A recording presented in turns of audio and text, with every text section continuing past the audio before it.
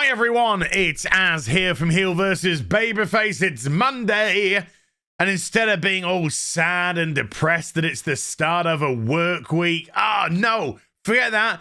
It's MILF Manor Monday. King of Cringe back, baby, for another week of absolute end of the world depravity. Let's just all point and laugh, because it's over.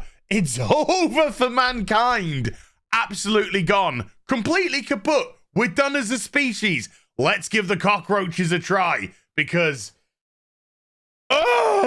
right. We start off the show with Ryan talking about how he's done with Steph. Ryan, good sir, you were never with Steph. She was never interested in you. Steph plays little boys. She plays with their feelings. She toys. She wants to feel important. She wants to feel special. She doesn't want a child. She doesn't want a child. She wants television exposure in the hope that it might propel her to do something. Forget it. Kids, they'll never learn. They'll never learn. So Ryan talked, I'm done with Stephanie, mate. As far as I'm concerned, And the beautiful thing is, this show should be renamed from MILF Manor to Sloppy Seconds with an old hag. That's what it really should be called, because every time, and I say every time because this is going to happen multiple times in this episode, by the way, but multiple times, they'll set their sights on one of the hors d'oeuvres, the buffet, the Toby Carvery. And it won't go according to plan because, I don't know, there's nothing to have a connection with because you're complete generations apart. And then they'll turn around and they'll say, well, I'm just going to focus my attention on this person now. This is who I want to be with now. And it's just like, wow, that's one way to make a woman feel important and special. Hey, Paola. Yes? Paola, I absolutely struck out with Stephanie. So, I'd like to give you a smash. In your before 1 p.m., if you order before 8 p.m. the previous night, Amazon delivery for your rear-end donut store with a big splattering of Tinder sauce. And, you must feel so special as a woman there. Aww. Thank you for thinking of me. Second, maybe third, possibly fourth, likely fifth.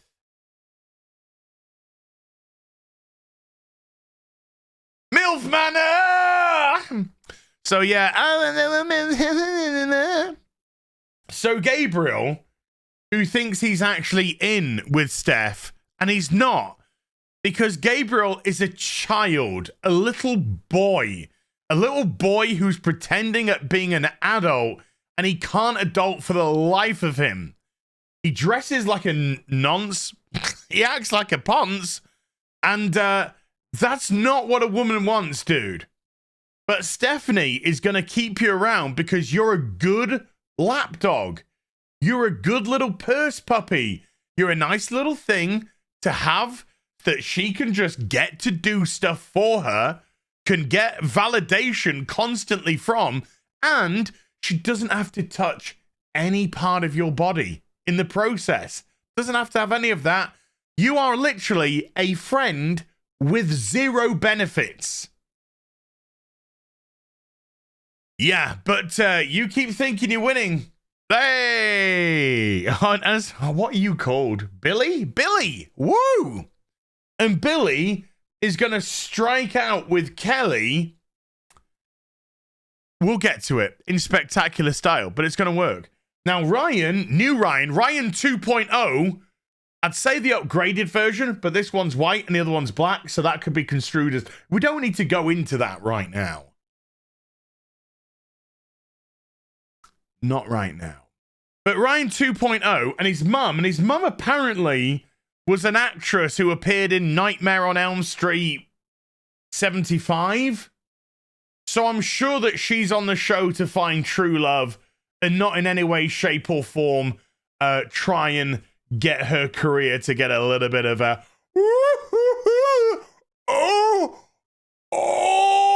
just give it a little push. Just give it a little push. Just a little push. So Ryan, who has one of the worst haircuts in history, and I've got male pattern baldness, and I'm saying that, okay?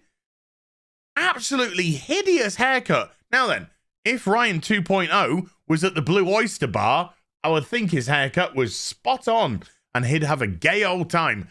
Literally. However, Ryan 2.0 is interested in, guess what? A little bit of Paola. Because he's already seen that Steph is a... and she just wants to play with people. So he wants a little bit of Paola, but Ryan 1.0... uh-oh. It's Ryan squared after Paola. Ryan 1.0 is like, now that I can no longer dump my Tinder sauce in the rear entrance of the donut store before 1 p.m. if I order before 8 p.m. the previous night with Amazon Prime, my sloppy seconds, my secondary choice, I can't have the queen, so I'm going to go for a bridesmaid that's all pumped up full of alcohol, is Paola. And do you know what? That Paola is happy with that. Paola is happy with that. She's like, okay. Oh, so yeah, they're bitching, or Gabriel's bitching about Ryan 1.0. Now then, look at this little interesting scenario here. Who is this? This is Jose. Last week I do Jose and the ladies. I see the ladies' comments, and the ladies are like, oh my God. Please, Jose, do the whole video, next video, with just the accent of Jose. Wow. Now I know why MILF Manor was made. And ladies, I'm all good for that. I'm all good for that. I was on 5.9 female representation on my channel, but thanks to MILF Manor, 7.8, baby. 7.8. And I see you in the comments section. And Jose is just like, I don't like the way Billy treat Kelly. Kelly is a refined, beautiful, sexy, sensual woman who wants me to comb on her face, you know, like any classy woman. Smash her back doors in. Jose has big feet. He can kick door in. One thrust. Oh my God. Oh my God. So Jose not happy with the Billy situation. He thinks he can do a better job. So Jose, he's watching Billy. He's watching, and he's gonna swoop in later. Paola's just like, oh my God, I'm so happy that I'm sloppy seconds. Billy and Gabriel, who are tight, are talking about how Stephanie's she's look at what he's wearing. Look. I got jeans with like flowers on them and dandelions and stuff, and I got like my nails painted, and I got more jewelry than a fucking prostitute in height. And he's wearing a t-shirt. No one cares. By the way, judging by what t-shirts they're wearing, you can actually tell. You could re-edit the whole series and put it in a better order, because obviously this is all edited out of place to make things appear how they're actually not. But as it's reality TV, they wouldn't do a thing like,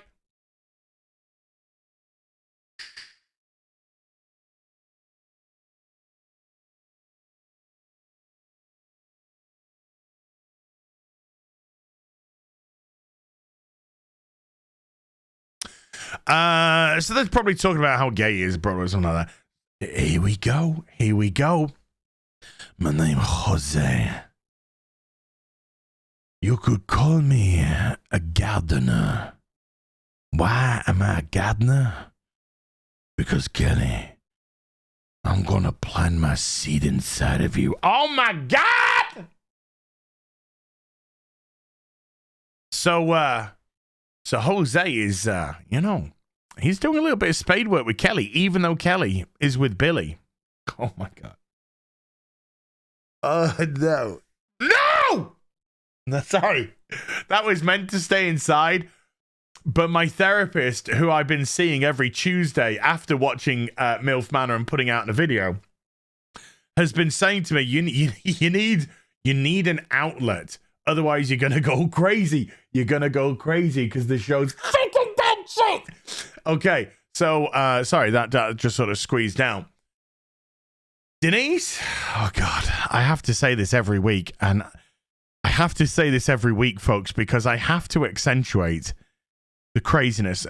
Denise, who is here to honor her dead daughter, who's been dead for less than a year, and she's honoring her by coming to a horse show with her Magic Mike stripper son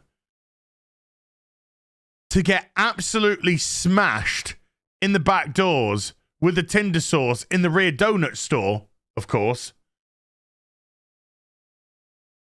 Because that's what her dead daughter would want. Oh my.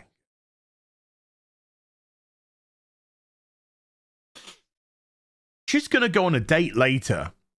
She's going to go on a date with Creamer Sung Young Kai. And she's going to be so pushy. We'll get to it. We'll get to it. I feared for his ass. I really did. Ryan and his mum, boring. Kelly is like, I'm gonna smash Billy, but Steph is really protective, and Billy's scared of his mum, and Billy's like, I'm scared of me mum. So we get a ding, ding, ding. Hey, we got a text, everybody. We've got a new. By the way, I have no idea of the format of this show. It makes no fucking sense. It's not like there is a challenge every week, and whoever loses the challenge doesn't go on a date. Whoever wins the challenge goes on a date, and then at the date they got to grade the person, and the person with the lowest grades at the end of the first week gets kicked out of the show. Nothing. No. It's just a series of events. Yeah, that's all I got. Just a series of events. That's it. There's no rhyme or reason.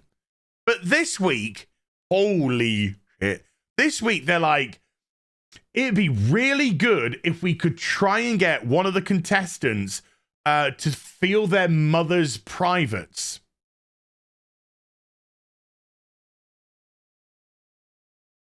Because what they're going to do for this challenge is all the mums are going to be on massage tables. Stop vomiting. Stop vomiting right now.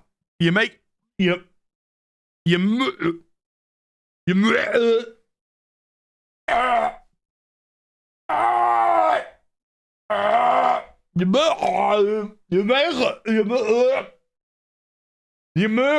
me want to be sick. You're making me want to be sick. All the mums are going to be lined up on the massage table, and the boys, they're going to be blindfolded, and randomly, they just got to grab a woman, and then they got to give a massage to the woman, and then the woman is going to grade them out of 10. But of course, they don't know who they're massaging, apart from the fact that neither the guys nor the women will shut the fuck up. Will shut the fuck up.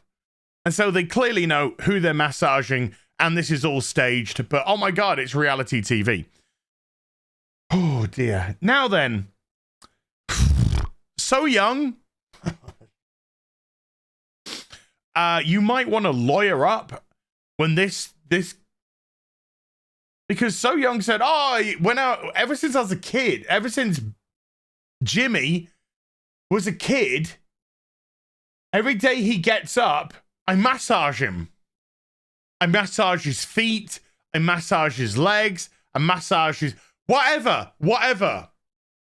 And I'm just like, is it any wonder why this guy is absolutely snooker loopy? He doesn't know love from sex, from affection, from friendship. Because, jeez, Louise. So, they all start rubbing the mums.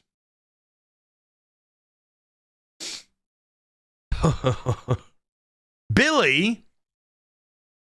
Oh no, Kelly's been rubbed. Sorry, Kelly has been rubbed by this is looking really awkward, isn't it? By Jimmy. And she's loving it. And then Nightmare on Elm Street, or as I like to say, Nightmare in La Paz, is she's like moaning at whoever's rubbing her. And then Gabriel, oh, jeez, Gabriel is rubbing his mum. His mum. And his mum is there on the table going, ah, oh, right there. Ah, oh, yeah. And then Gabriel's just like, I think I'm massaging my mum. Yeah, you were. And you got your mum wet.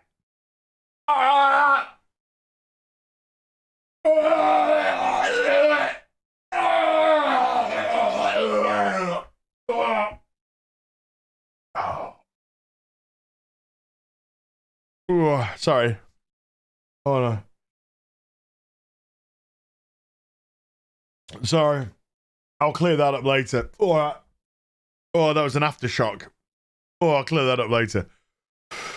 Oh, so the winner of the I Felt Up an Old Woman was Jimmy. And Jimmy was told clearly by the producers to take Denise because she's so thirsty to go out on a date.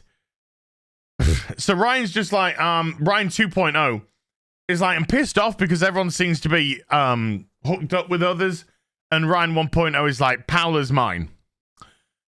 So, oh boy. Billy and Denise go on their date. And by the way, every one of these dates, I can't stop laughing. I've never been at, right, I'm an old guy. I've been on quite a few dates in my day, right? I've never been on a date like any of these people have ever been on a date. And I don't mean to a nice restaurant or, you know, to some fun event or maybe a little something special on the beach. I've done that sort of business. I'm talking about how they talk to the other person. Because every date that we see on the show, all we hear is, yeah, I'm very glad that I took you out on a date because I feel that you're a very kind of like special woman and I feel your energy and your aura. And that's made me really kind of want to get to know you and I respect you. And then the woman's just like, yeah, I kind of like feel the connection, like an aura. I kind of feel the way you tingle on me. And I don't mean the Tinder sauce in my rear entrance of the donut store at 1 p.m. if you order before 8 p.m. on Amazon Prime the previous night. And they just say these just fucking bullshit. And Denise, right? Denise gets one sip of booze and she's just like, Jimmy. And he's like, yes, Denise. And she's like, fuck me!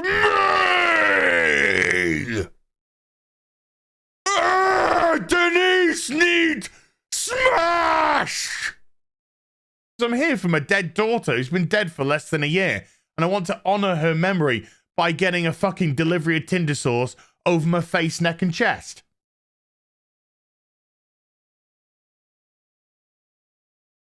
Jimmy is absolutely freaked out. To the point where Denise says something rather aggressive in terms of, I think we just need to clear out the tables, get everything out of the way and just get down. And Jimmy literally goes, oh. And he puts both hands over his face. Denise, far beyond it from me to give dating advice, but I just want to say, if you're on a date with somebody and their response to one of your questions is, oh, That's not a good sign. It's not a good sign. But she's so desperate to have her back doors smashed in. It's palpable. I am actually, right, if it comes out that there is a sexy time impropriety that happened in MILF Manor, I would immediately say, oh, that was Denise. She got hold of one of the boys. She got hold of one of the boys, and that was it. It was game over for them. Game over.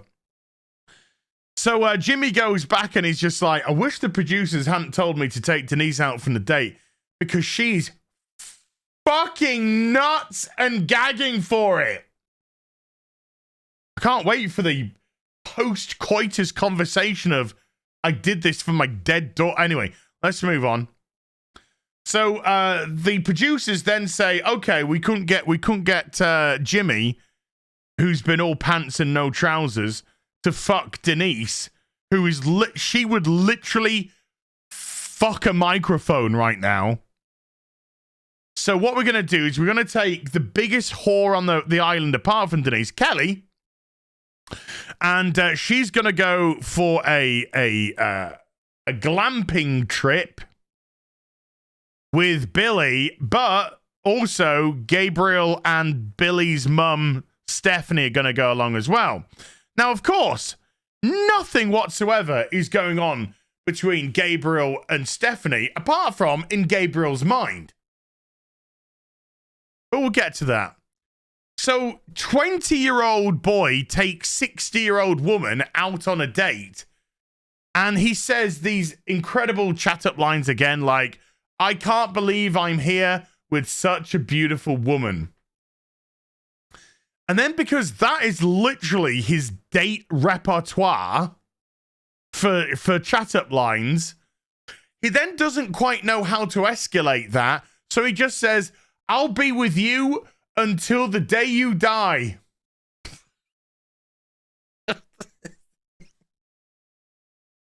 She's 60 years old, dude. She's got about 5 weeks left. I'm joking. 60-year-olds are watching it. I'm joking. I was like, I bet you are. While she snuffs it, let's just say it's 75. You'll still be 35, mate.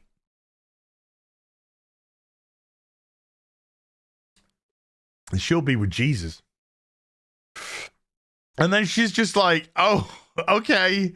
I'll never leave you. Whatever. And she's just happy to have some attention.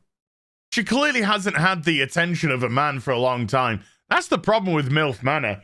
It's not that these women are actually looking for love with a younger man. No, they're just looking for some companionship, for somebody to talk to, somebody to listen to them, somebody to be part of their lives. And they think that they do that by having Tinder sauce splashed all over their face, neck, and chest with a person 40 years younger than them who could be their great-grandson, never mind grandson if you started early, with nothing in common with whatsoever other than a cum dumpster. For Tinder sauce. Kind of got that one all mixed up. Anyway, Ryan 1.0 goes on a date with Paula, sloppy seconds, now that Steph's off the table. And Paula's just like, oh, I feel the energy. I feel a connection. They're just saying the same old things. And he's just like, yeah, I feel this. Oh, just fuck off. And Paula's like, even though I don't want him to touch me or get anywhere near me, I feel a real connection with Ryan 1.0. Makes sense. Steph and the other couple go on there.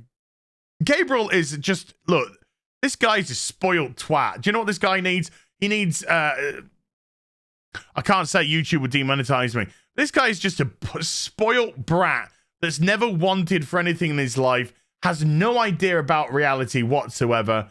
But yeah, he's probably going to be dead at 27 from a drug overdose. Massive loss to society. Kelly wants to get it on with Billy, but Billy's mum is like 2 feet away from him. And he's a bit nervous, but Kelly's playing up to that. So she says, let's just get into the bedroom.